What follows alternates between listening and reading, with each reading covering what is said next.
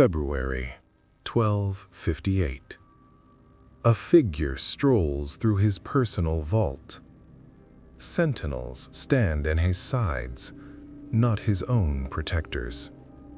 He's surveying the wealth accumulated over half a century, riches that acquired luxurious fabrics, funds that supported intellectuals, treasures that overflowed storerooms, all while his troops lacked proper gear. The escorts observe his expression closely. They're anticipating whether he comprehends the gravity yet. He remains silent. In the distance, his metropolis is ablaze. Ahead lies a fate harsher than flames.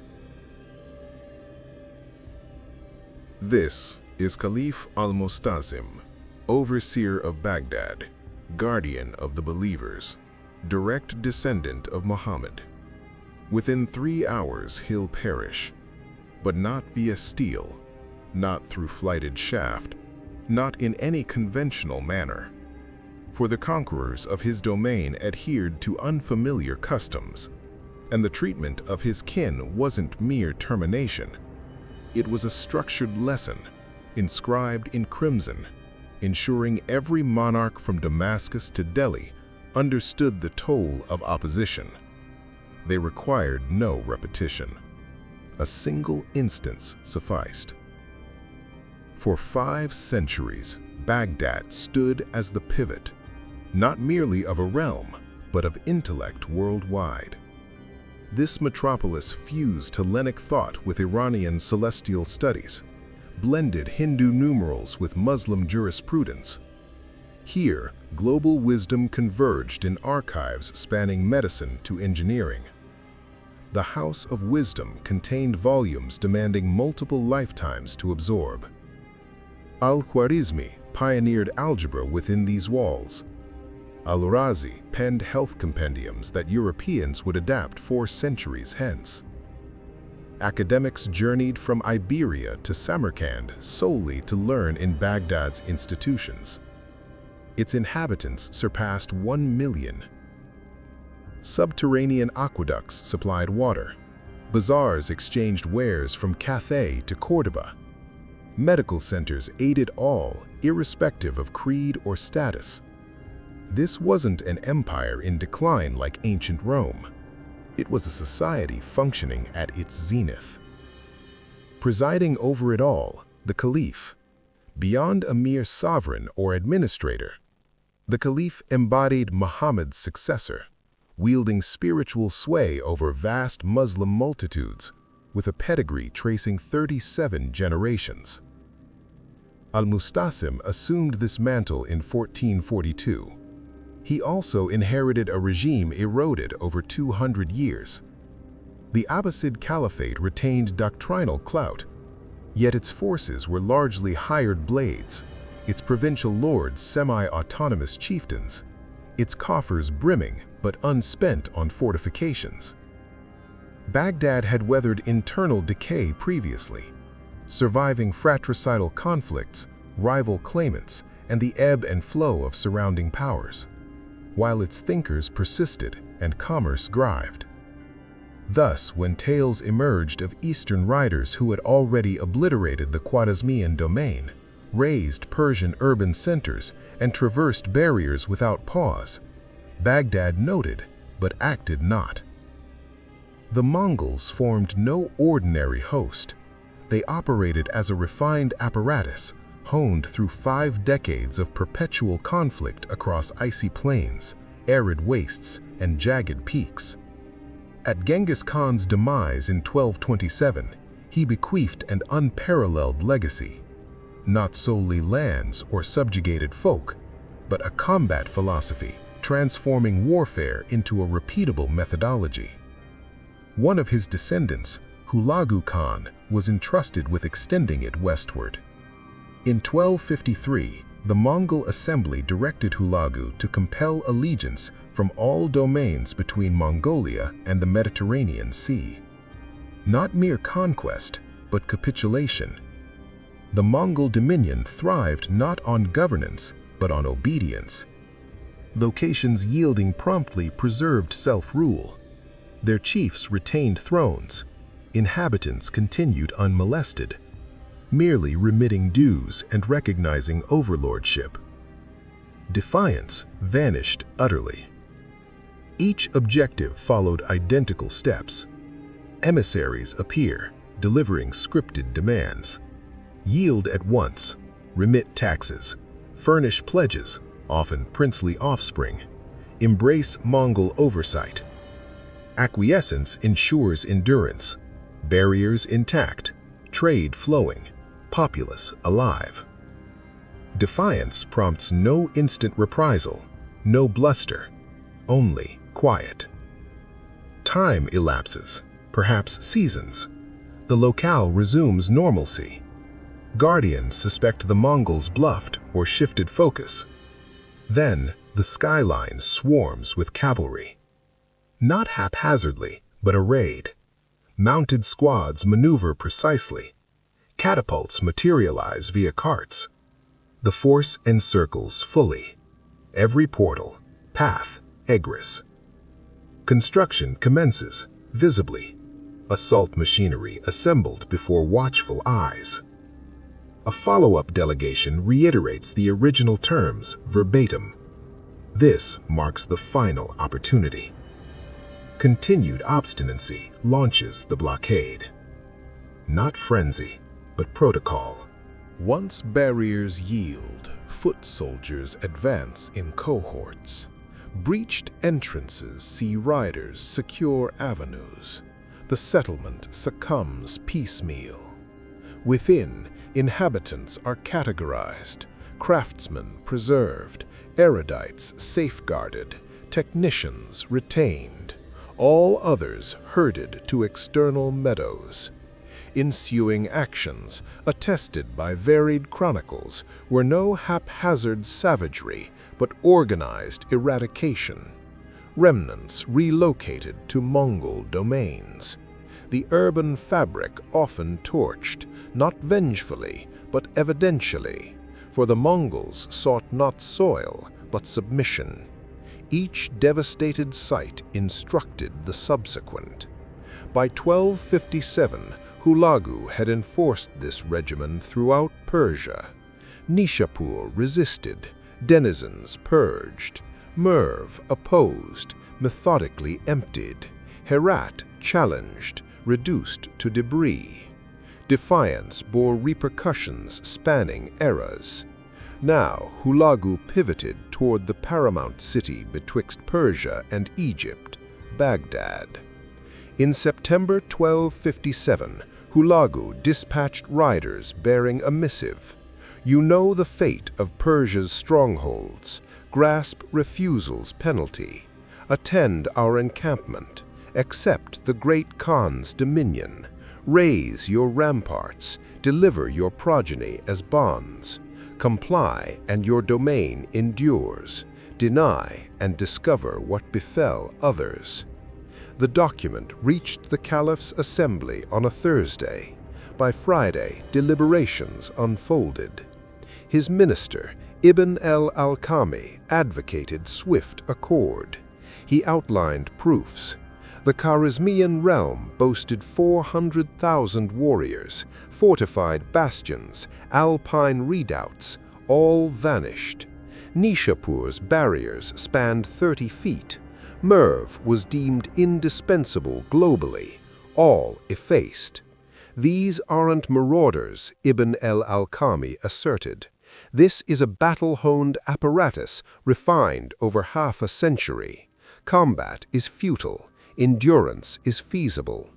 He urged total concession, dues paid, portals ajar pre-siege. Baghdad's martial chief countered.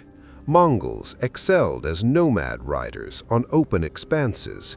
Baghdad's defenses remained impregnable.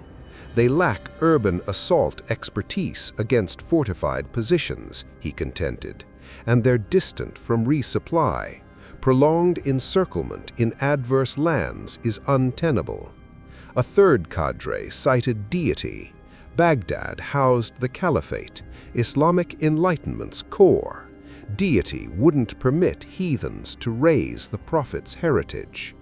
El-Mustasim pondered, aged 54, reigning 16 years, unaccustomed to such peril.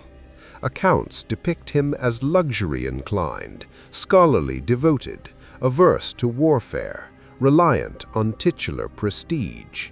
He eyed the dispatch, his counselors, and decided, "We embody the Caliphate. We bow not to nomad menaces." He commanded the delegates' expulsion. No levies forthcoming, no fortifications bolstered. Ibn el-Alqami pressed once more. Defiance summons them. "Then welcome them," the Caliph retorted. The envoys departed September 24, 1257, bearing no reply, merely rejection's affirmation. Tellingly, the Caliph mobilized not.